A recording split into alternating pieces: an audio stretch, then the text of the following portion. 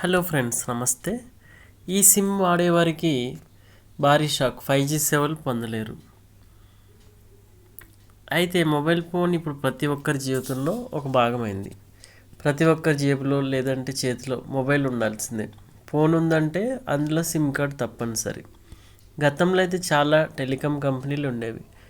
Reliance Jio, Airtel, Vodafone, Idea వంటి మాత్రమే కాకుండా గతంలో టాటా డోకోమో, ఎయిర్సెల్ వంటి కంపెనీలు కూడా ఉండేవి. అయితే ఇప్పుడు అవన్నీ పోయాయి. కేవలం మూడే ప్రైవేట్ కంపెనీలు ఉన్నాయి. బిఎస్ఎన్ఎల్ కూడా ఉన్నా లేనట్టే. ఎందుకంటే కంపెనీ సేవలు ఇంకా 4G వద్దనే ఆగిపోయాయి. అందుకే చాలామంది ఈ కంపెనీ నెట్వర్క్ దూరంగా ఉంటారు. అయితే ఇప్పుడు మిగిలిన మూడు కంపెనీలు మార్కెట్లో ఏం చెబితే అది నడుస్తుంది. ఒక కంపెనీని చూసి మరో కంపెనీ అదే దారిలో పయనిస్తుంది. ఎయిర్టెల్ కంపెనీ రూ. 249 రీఛార్జ్ ప్లాన్ తొలగించింది.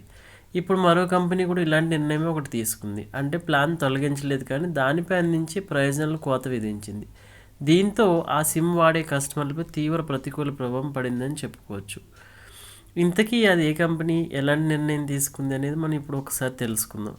భారతదేశంలో మూడో అతిపెద్ద టెలికాం ఆపరేటర్ అయిన వోడాఫోన్ ఐడియా లిమిటెడ్ తన సగటు ఆదాయం పెంచుకోవడానికి కీలక నిర్ణయం తీసుకుంది. కంపెనీ తన బేస్ ప్లాన్ అయిన రూ. 299 ప్రీపెయిడ్ ప్లాన్ నుండి 5G సదుపాయాన్ని తొలగించేసింది.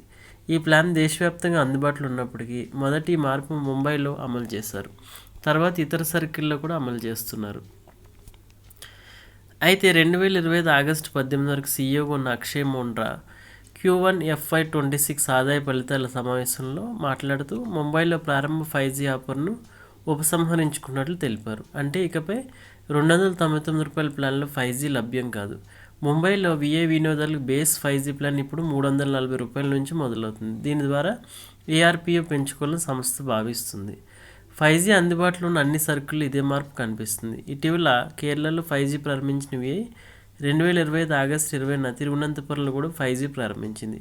అయితే జియో, ఎయిర్టెల్ 2022 నుంచి వేగంగా విస్తరణ ప్రారంభించడంతో విఐ ఇప్పటికీ వాటికంటే చాలా వెనుకబడి ఉందని చెప్పాలి.